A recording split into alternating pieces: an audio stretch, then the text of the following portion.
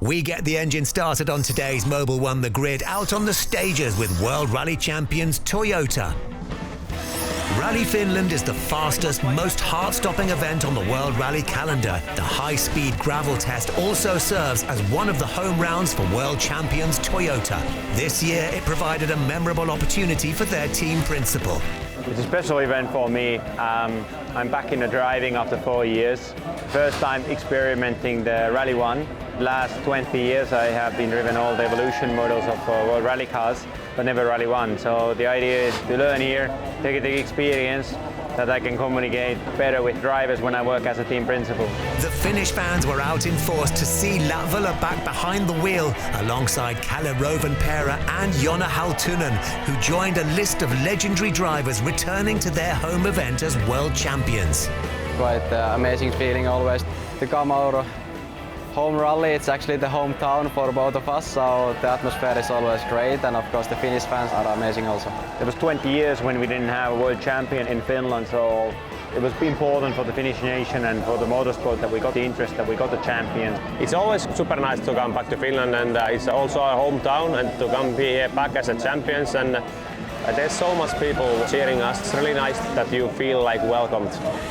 Toyota are based just a few miles from the service park in Jyväskylä, and on the home gravel, Takamoto Katsuta, Elvin Evans and Kalle Rovanperä were turning on the style. Finland is known as Grand Prix of rallying. It's just because it's so fast, it's so fluent. It's a roller coaster from start to finish. It's really difficult. If you make even a small error, you always have a big impact. I think the thrill of driving the car here on these fast stages is something you don't get anywhere else in the world, and I think especially when you have a car underneath you and the connection is there with the car, you can gain a lot of confidence, and then it's probably the most enjoyable rally on the calendar when things are working. Of course, I want to try to win in front of the home crowd. The championship points lead is now quite good, but still we are not really wanting to lose any points either, so I want to drive a clever rally, not to mess up and lose much points. Clipping an errant rock, the World Champions Rally was soon over though. He'd have to wait for his first home win. It'd be down to 2021 winners Elvin Evans and Scott Martin to take up the Toyota charge, but the 33 crew were well prepared. We run here in 2021 and the feeling we had inside the car was amazing. Everything was working really well, and when you have this feeling, it's the best. On the flip side to that, if things aren't feeling so good and you don't have the confidence, it's the worst place to be. Things are feeling good inside the car. We made some small adjustments. When the feeling with the car and the pace note is good, then it's the best place to be. Elvin Evans dominated Saturday with 7 stage wins. Despite driving the Rally 1 Yaris for the first time, Jari-Matti Latvala was fighting for a top 5 finish, hoping his return to the stages would never end. It is the fastest rally car I've ever driven, and it really goes well. I mean, it's easy car to drive. It's fast, but you need to use the power and the hybrid when you want to attack. Our target is to take all the enjoyment and excitement and the learning from the car. Jari-Matti can completely concentrate on driving now and enjoying the event, so he's always enthusiastic to go in the car, and I think he's very motivated to do this event and will enjoy for sure. I've been talking with Elvin and a little bit with Kalle and then with Taka about the corners, how fast you can go if there's some stones and things. I try to share the feedback and the experience what I have had, helping them at the same time. The team boss would finish the rally in an impressive 5th place, capping a remarkable weekend for the home hero. It's been amazing fun. Thank you for giving me from Toyota side this opportunity. It was great fun.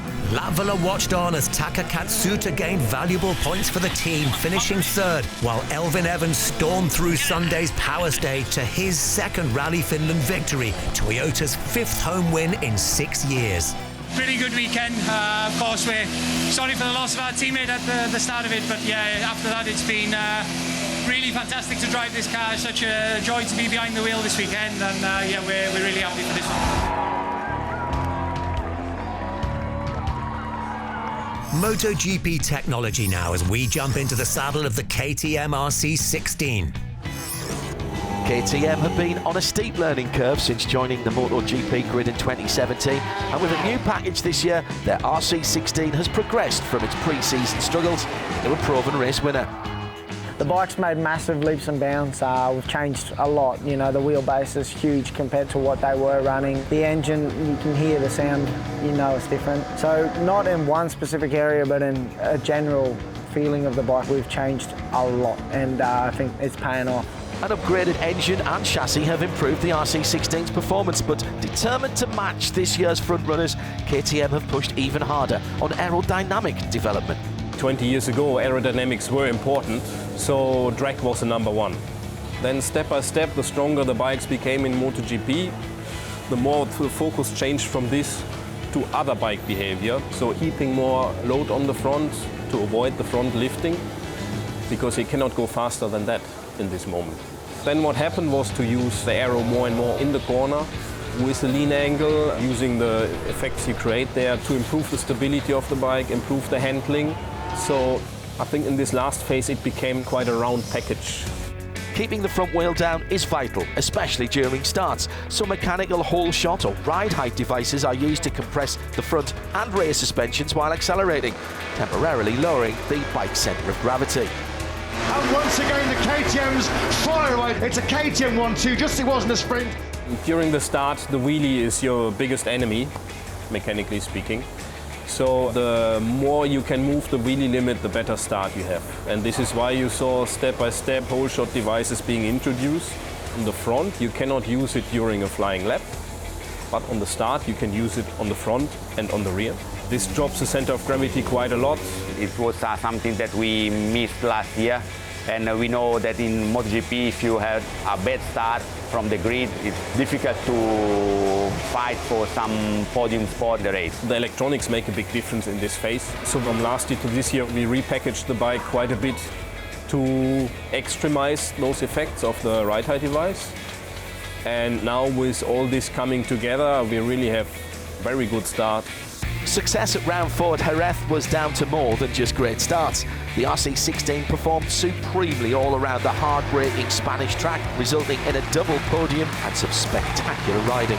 With our new style of our bike, it's been really strong in the braking zones, really good at stopping and accelerating. So Jerez has a lot of these corners where you kill the speed and you need to get out quickly. And I saw a big advantage for us in those type of corners. What you saw there was a very, very good confidence in the braking zone. I think the limit is usually the front that gives you the confidence or doesn't give you the confidence to enter so much sideways like you saw in Jerez. But to achieve this on every track is not so easy. The development that we've had throughout the year, with my first time in the 360s and Brad setting the speed record in Mugello with 366, it's crazy the speeds we're doing now, and it just shows the amount of work these guys are really putting in. KTM's engineers have turned the RC16 into a regular Grand Prix frontrunner, allowing Jack Miller and Brad Binder to push championship leaders Ducati all the way in the title race. I see every weekend that they come with new ideas, new strategies, new things, that the level of work behind the scenes is so huge that I know it's just a matter of time until they have the strongest bike on the grid. Now we take a trip back in time with a star driver reliving their all-important first win. From Formula One to World Rally, Indycar to sports car racing, this season we're finding out how important a breakthrough victory can be. For Oracle Red Bull Racing's Sergio Perez, it came 3 years ago in Bahrain in his penultimate outing with the Racing Point team. The way we had to set up for that weekend, for that Bahrain Grand Prix, was quite different, and I think we were the ones as a team to get the right understanding of the track. I remember having a meeting Friday night with June, telling him I think we really should be taking wing off because we just don't have turn 8, turn 10, all that complex, and we took a lot of wing off, so we end up being one of the fastest cars in that weekend. The Sakir Grand Prix was the second of 2 races in Bahrain during 2020. Racing on the circuit's outer loop, Perez qualified in 5th place. From the very start, the race proved to be a challenge. It was a nice start, you know, with Max, Leclerc, Bottas. We were all fighting for P1, and all of a sudden, I think Leclerc broke the latest on the inside. I broke the latest on the outside. As I was doing the corner, Leclerc took me out, and it felt like race over. far from being over, when the remaining front-runners encountered their own problems, Perez took the opportunity to fight his way back to the front. I kept going and changed for new tires, and then from that point onwards things did look really different. But anything can happen still, so I felt like I'm getting close to it. Just make sure you don't take too much curb, you don't take too much out of the car, of the engine. Just bring it home. In his 190th Grand Prix, the Mexican ace nursed the car home to a long-awaited victory. The win would secure a contract with world champions Red Bull, driving alongside Max Verstappen. Actually, when we look back, the engine had a massive crack, you know, so I think probably a lap or two and it would have died the engine. So it was a great victory, great timing, and yeah, it meant that I was able to carry on with my F1 career. Perez is now in his third season with the world champions and has gone on to win 5 more races. But it was that first victory that made him a household name, especially back home in Mexico. It was very clear in my mind, you know, I will only like to continue in the sport if I were to find a top team. And I was really lucky that Red Bull came, you know. It was a massive day in my country, you know, to get that first victory. For many people, it's the first day that I get to see a Mexican driver winning a race. So yeah, it was a really nice moment. We join a 3-time Le Mans winner now, dreaming of another with Porsche. Lotterer was one of 18 former F1 drivers taking part at Le Mans this year. After 7 successful years driving for Audi, the German ace has spent much of the last 7 years driving Porsches. I was racing for Audi, and then when they pulled out in 2016, I went to Porsche from 2017, and we were here at Le Mans. Came close to 4th victory for me, but unfortunately we had to retire. But since then I've been lucky to be a Porsche factory driver and went to tackle different challenges with them in the Formula E, for example. And I knew quite soon that we were coming back to Le Mans, so that was very, very motivating, very exciting, and it's a dream of mine to win at Le Mans with Porsche. Whilst that quest continues after Ferrari took the spoils at Le Mans this year, the 41-year-old has been a great asset for Porsche with his experience across various single-seater categories in Japan's Super GT series, as well as his endurance racing success with Audi. It's always interesting when you move into a new car. When I went from the Audi to the Porsche, the performances were very similar on lap time, but they were driven completely differently. So I had to relearn how to drive and how to extract the most out of it. And that's always the challenge when you go into another car. Of course, Formula E with an 9iX, completely different. Street racing, the car moves a lot more on these all-weather tires. And the 963 also completely different. Platform rules by definition, so the car doesn't have the same performances as the LMP1 car, so it's a bit slow over the lap, but it's very challenging to drive. It's a good engine and it moves around more, so you have to play with the limit in a different way. So it's always very interesting and very demanding for us drivers to extract the most out of every car. It's very easy to get to a certain level, but to get the last few tenths, every car has its own tricks, you know. Though Lotterer didn't claim a victory in Formula E with Porsche, he can take credit for developing the 99X, which has become a serial race winner this season. And he certainly now feels like a Porsche driver, understanding the ethos and mentality of the team from Weissach. When you race for Porsche, you know they want to win. There's a huge amount of motorsport culture. When you go to Weissach, to the development center, everyone knows when they enter the challenge to work for Porsche, there's only one goal, it's to win. And this has always been there, that spirit. And we always have the tools and the resources to go for that. And this is something that unites us all, and we're very proud to race for this brand, and we understand what it means, and that we are representing the future of the brand, and there's only one goal. So there's no question about that. And operation-wise, we have the German culture that helps us to be very structured, very efficient, and very organized. And I think in a sport like this helps a lot. And especially at Porsche, I think the culture there is very strong like that. And the motivation and the pride is just there. Lotterer will continue to fight for wins in the remainder of the WEC season, but what would crown his achievement is another Le Mans victory. Next June can't come soon enough. What does it take? It takes a lot, you know. Le Mans, it's another easy race to win. Been lucky enough to win it 3 times. Not with Porsche, so my dream is to win it with Porsche.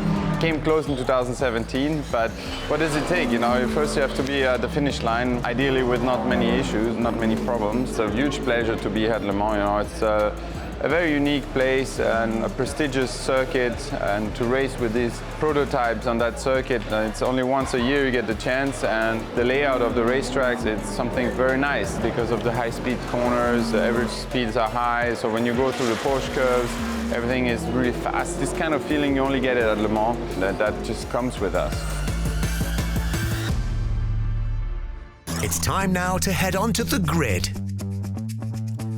August in the NASCAR Cup Series, and Watkins Glen saw a maiden road course win for Hendrick Motorsport's William Byron. That's his 5th victory of the year, while RFK's Chris Buescher has also peaked at the right time. He's taken wins at Richmond, Michigan and Daytona's summer race. Though Martin Truex Jr. is the regular season champion, Buescher and Byron must be among the favourites as the playoffs begin. But all the headlines from Daytona were saved for Ryan Preece. Oh, and around goes a couple guns. Preece upside down. He's barrel rolling through the grass.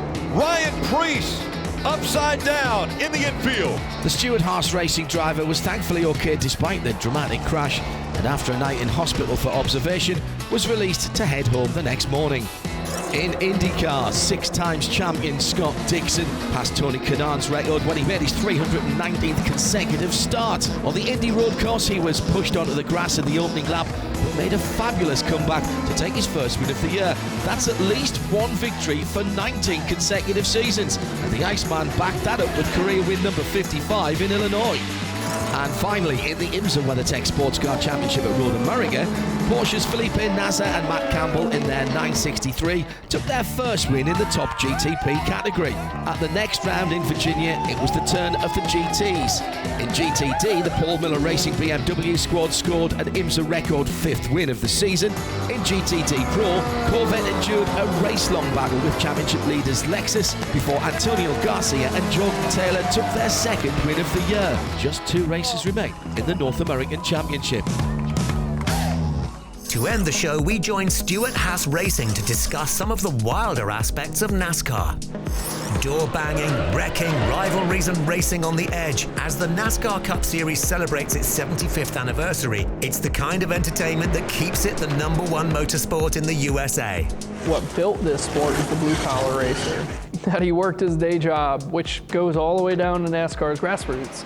The biggest reason why NASCAR has had such a following and continues to be #1 is because a guy that works at your local Napa, that races at your local racetrack, if he wins a lot, he can keep climbing that ladder. I think the fans get what they've always got with NASCAR. We're put on some great races, running wheel to wheel, fender to fender, rubbing side by side and competing at a very high level. And that's what our sport delivers week in and week out every single year. Almost anything goes in NASCAR and tensions can run high. Incidents happen and retaliation is commonplace, but there is a fine line. Hard in the wall goes Hamlin. Chase Elliott. That was a savage crash right at the start-finish line. NASCAR handed 2020 champion Chase Elliott a 1-race suspension for that dangerous retaliation at Charlotte this year. While last season, Bubba Wallace became the first driver to be suspended since 2015 for wrecking Kyle Larson at high speed on the straight at Las Vegas. It was simply too dangerous and crossed the line. I think it's kind of a quiet line where, you know what you could do, but you just don't do it. And Bubba, for example, right rearing a guy in the middle of the straightaway at 190 miles an hour is probably not the best thing to do. But if Bubba would have went down there and punched him in the mouth after, that's fair game. But you don't want to wreck a guy going 190 miles an hour. You have to stand up for yourself. You don't want to get pushed around, but you also want to do it in a way that is not going to put them in danger. If somebody runs into you in the middle of the corner and spins you out, and 100 laps later, you get back to them and you run into them and spin them out, okay, NASCAR sees that as boys have at it. But if somebody nudges you and you barely brush the wall and then you chase them down the racetrack, turn them head on into the wall on the straightaway going 180 miles an hour, NASCAR views that as a dangerous act. On the other hand, NASCAR doesn't want to discourage racing, and high-risk moves can go wrong. At last year's Bristol dirt race, Chase Briscoe's slide job on Tyler Reddick cost both of them.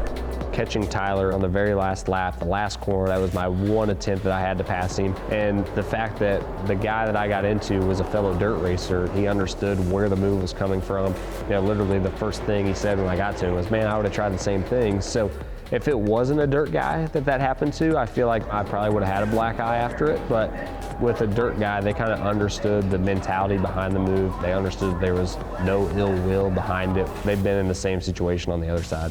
The playoff starting brings added pressure and desperate moves. Last year at Martinsville, Ross Chastain deliberately rode the wall to make up places and qualify through to the next round in a video game move that was spectacular but not to be encouraged. I have never seen anything like that before in my life. I do think that was an anomaly, and it certainly was amazing. But at the same time, we as racers need protection from ourselves. I mean, I'm willing to do whatever it takes to win. Sometimes that might put myself in harm's way, and that's just the way we're wired. I do not think that wall riding should be encouraged. It was really cool that he had the nerve to pull that off, but thinking that would be the norm is a scary thought. I thought the first time seeing it, it was one of the coolest things I've ever seen. It took bravery, it took all these things, but I don't think it's something that we need to be doing every week. I think you got to protect us from ourselves, because you don't want to be coming to the checker flag and you have the front 10 guys just all wall riding. When Ross did it, I thought it was awesome. I'd seen it done on video games, but yeah, never had seen it obviously in real life. So yeah, kudos to him for trying it, but yeah, hopefully we don't see it anymore. Next time, Sergio Perez gets set for his home Grand Prix, and we ride with Jack Miller. See you then on Mobil 1 The Grid.